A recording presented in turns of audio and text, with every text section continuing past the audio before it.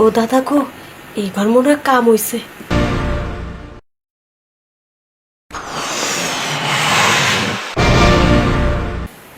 আসলে কি জানো, তোমার একটা কথা বলবো বলবো করে কাল রাত থেকে ভাবতেছি। বলো।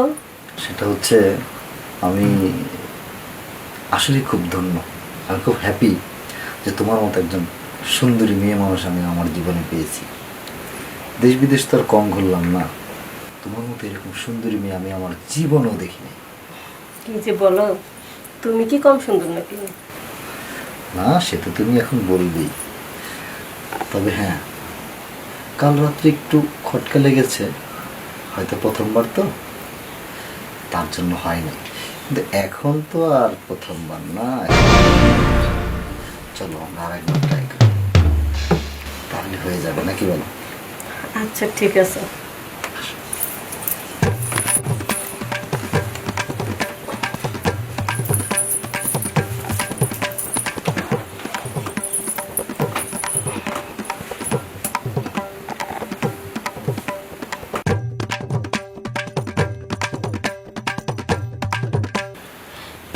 দাও না, একটু জোরে চাপ দিলে তো ভিতরে যাবে। একটু জোরে চাপ দাও, তাহলে যাবে। দেখো না, চেষ্টা করে দেখো।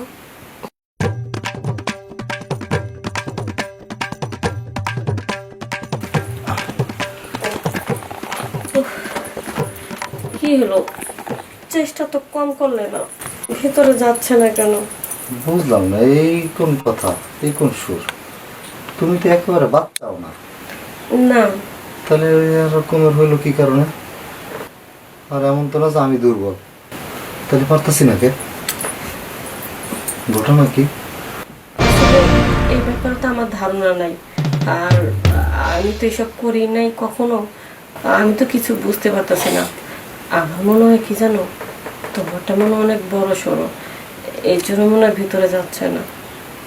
না, এইভাবে করে আসলে হয় না, চেষ্টা তো কম করলাম না। আচ্ছা ঠিক আছে, তুমি থাকো, আমি ওয়াশরুমে গেলাম। এরকম হচ্ছে, এইভাবে যদি দিনের পর দিন কষ্ট পায় আমার স্বামী, তবে যদি আমার সংসারটা নষ্ট হয়ে যায়, আমার তো ভালো লাগতেছে না। কিছু হইতে পারতেছে না দেখে তো আমারও খারাপ লাগতেছে। উফ, যাই, ওয়াশরুমে যাই। দেখছেন তো, নাতি আমার কোনো কামেরই না, কোনো কাজ করতে পারলো না।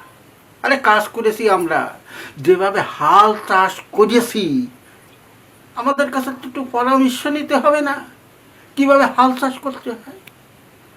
আর আমজাদা ব্যাগ করা কোথাকার, মাঝে মধ্যে একটু তাদের একটু পরামর্শ নিতে হয়, হাল চাষের পদ্ধতি জানতে হয়। না, ওরেতে কিছু হবে না। আগে নাতবর কাছে যাই, ওর একটু পরামর্শ দিয়ে আসি। না, আজকে রাতে আর যাবো না, ওরে কালকে ধরবো।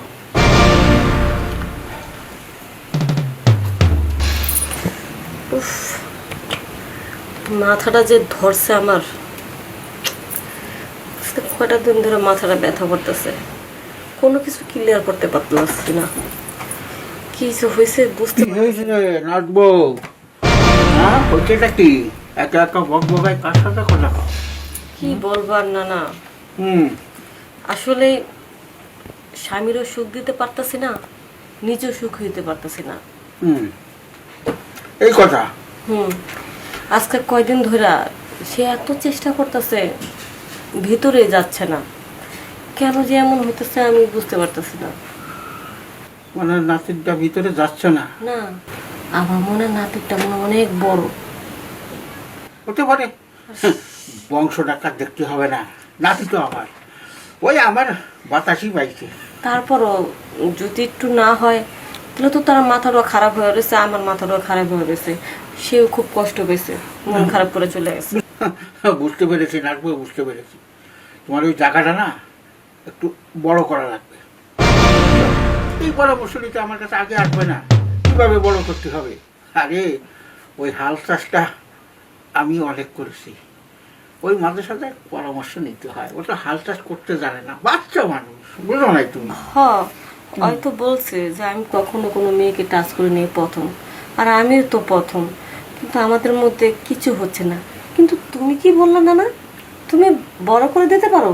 আরে তাহলে এত কষ্ট করতেছি কেন? তুমি একটু বড় করে দাও, আর তোমার নাতির মাথাটা আমি একটু ঠান্ডা করে আসি।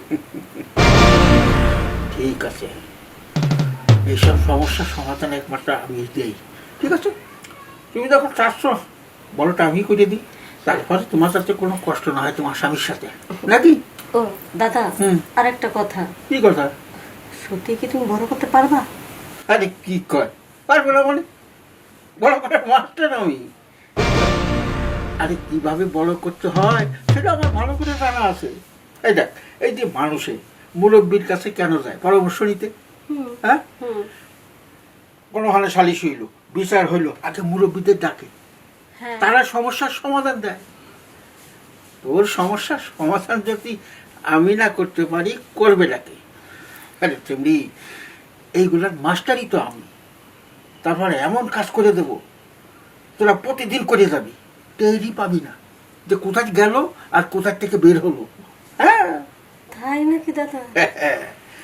তোর যা যে কি জিনিস এখনই টের পাবি, বুঝতে পারছিস? দাদা, হ্যাঁ, 15টা দিন ধরে ঠিক মতো পাচ্ছি না, মাথাটা যে নষ্ট হয়ে রয়েছে। দাও, তাড়াতাড়ি তুলে ঠান্ডা করে দাও, চাকাটা একেবারে ক্লিয়ার করে দাও।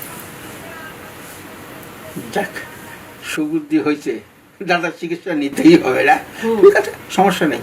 তো চল এখানে না, শোন, ওই বেডে যাই, যাতে একটু সুন্দরভাবে তোর ফিনিশিংটা দেওয়া যায়। হ্যাঁ, হুম? একটু বড়টা বেশি করো। হ্যাঁ, বেশি করা যাবে না, পরে টের পাবে। একেবারে এমন কাজ করে দেবো যাতে মনে করে যে চল তো। চল চল।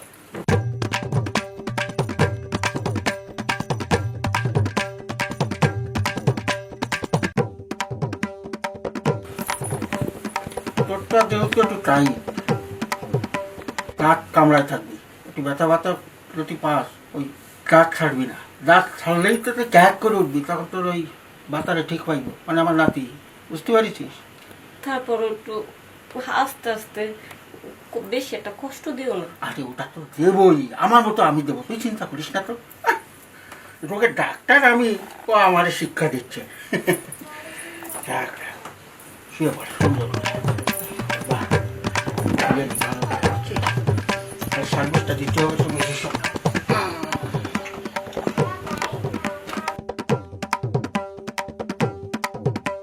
ও দাদা গো, এইবার মনে হয় কাম হইছে।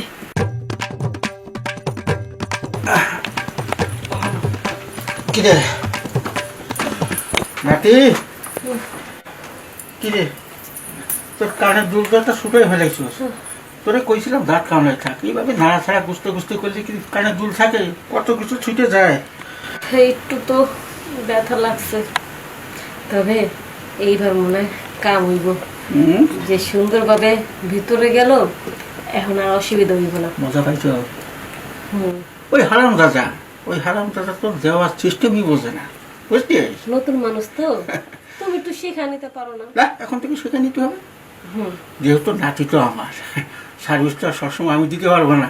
এখন তো জায়গা বড় করে দিছো, তোমার আর শেখান লাগবো না। এখন আমার কাছে আইলে এমনি ভিতরে যাবো। দেখ, তুই বুঝতে পারলেই চলে, বাকিটা আমার নাতিরে তুই বুঝিস, আমি বুঝাইতে দেবো কেন? ঠিক আছে, মজা যখন পাইছ, একটু মাঝে সাথে ডাকিস দাদারে।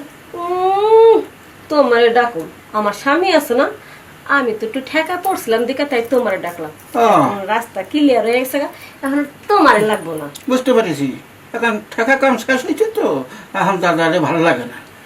বুঝতে পারবা, ভালো করে বুঝতে পারবা, যখন আবার ঠেকায় পড়বা, তখন দাদা ছাড়া কোনো উপায় থাকবে না।